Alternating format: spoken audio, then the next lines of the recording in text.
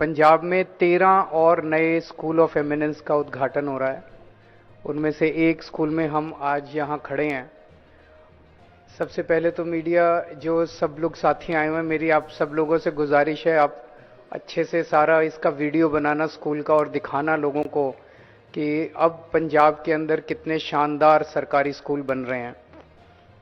इस स्कूल में अंदर घुसते ही जब पहली नज़र बिल्डिंग पे पड़ती है तो यकीन नहीं होता कि ये सरकारी स्कूल है।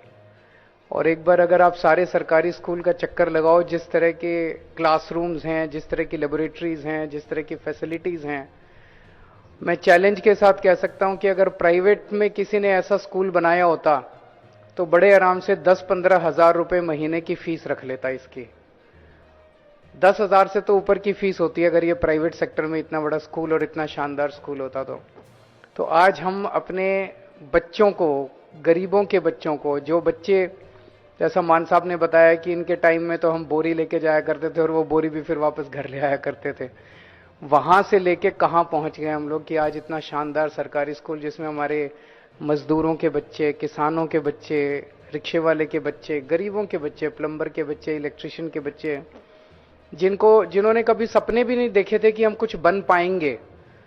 मेरे को याद है दिल्ली के अंदर जब हमारी नई नई सरकार बनी थी और स्कूलों की बहुत बुरी हालत होती थी जैसे पंजाब के स्कूलों की है, तो एक स्कूल में जब हम गए और एक बच्चे से पूछा, हमने कहा भाई तुम तो बच्चे तो देश का भविष्य हैं, तो उस बच्चे का जो जवाब था वो एकदम रुलाने वाला जवाब था।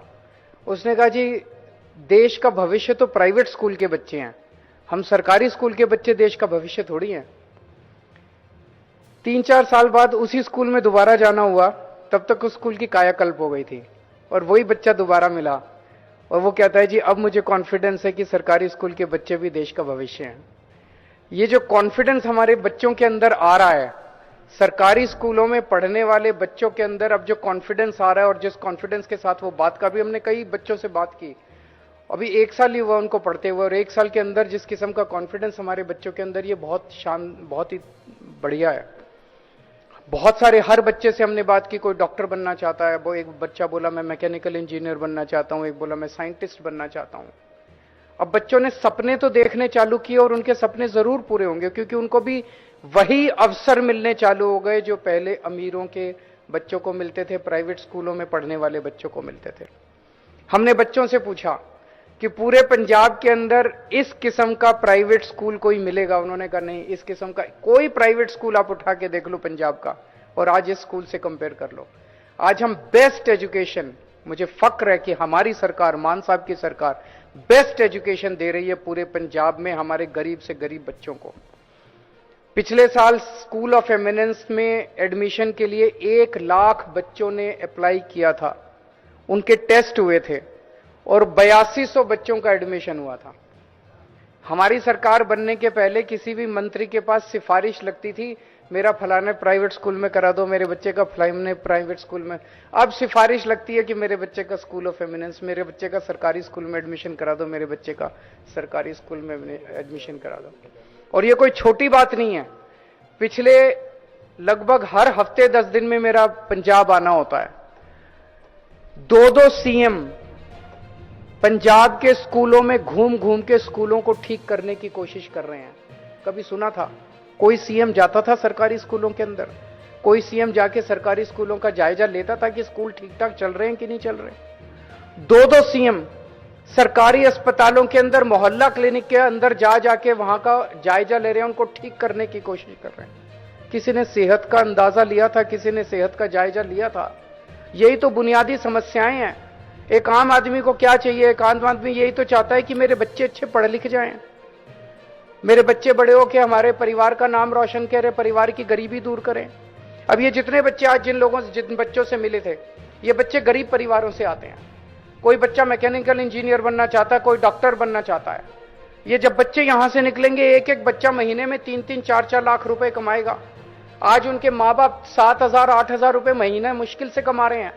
तो जब बच्चा निकलेगा और 3-4 लाख रुपए महीना कमाएगा, उस एक परिवार की गरीबी तो दूर हो गई ना। एक ही चीज है जिससे हम अपने देश की गरीबी दूर कर सकते हैं और वो है शिक्षा। अगर हमने अच्छी शिक्षा दे दी अपने बच्चों को, एक पीढ़ी के अंदर जब ये बच्चे घर से पढ़ाई पूरी कर करके एक पीढ़ी में हम अपने लोगों की गरीबी दूर कर सकते हैं। उसी तरह से हमने कल, मुझे बेहद खुशी है, कल हमने 165 मोहल्ला क्लिनिक का उद्घाटन किया। अब पंजाब के कोने कोने में, हर कोने के अंदर पंजाब में एक मोहल्ला क्लिनिक काफी जगह बन गया है, कुछ जगह बाकी है, वहां पे बना रहे हैं। आपको अब कोई चिंता कर, भगवान ना करे, आप सुखी रहो, स्वस्थ रहो, सेहत अच्छी दे भगवान आपको, कभी कोई बीमारी ना हो, लेकिन अगर बीमारी होती है तो खर्चे की चिंता मत करना। आम आदमी पार्टी की सरकार है, मान साहब हैं आपकी देखभाल करने के लिए, आपका सेहत की चिंता करने के लिए। आप लोगों से एक ही गुजारिश है, इतनी मेहनत कर रहे हैं, एक एक पैसा, पहले ये कहते थे सारे नेता पैसा नहीं है, पैसा नहीं है, सरकार घाटे, हमने तो कभी नहीं कहा पैसा नहीं है। 2 ही साल हुए हैं, हम तो सारी चीजें कर रहे हैं, बिजली भी मुफ्त कर दी, इतने मोहल्ला क्लिनिक खोल रहे हैं, इलाज मुफ्त कर दिया, आपके बच्चों के लिए इतने शानदार स्कूल बन रहे हैं। कहां से आ रहा है पैसा? चोरी बंद हो गई, पहले सारा पैसा इनके घर जाता था, अब ये सारा पैसा आपके ऊपर लगता है। लेकिन आप देख रहे हो किस तरह से केंद्र सरकार तंग कर रही है, दिल्ली में कर रही है उसको तो मैं देख रहा हूं, लेकिन पंजाब के अंदर जिस तरह से अकेले मान साहब लड़ रहे हैं, बीजेपी से लड़ रहे हैं, केंद्र सरकार से लड़ रहे हैं, गवर्नर से लड़ रहे हैं।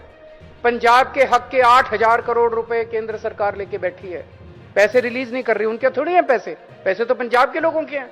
अगर आपके ये 8,000 करोड़ रुपए आ जाते, पता नहीं और कितने स्कूल ऑफ एमिनेंस खुल जाते, पता नहीं और लाखों बच्चों को एडमिशन मिल जाता, और कितने मोहल्ला क्लिनिक, कितने अस्पताल, कितनी सड़कें बन जाती।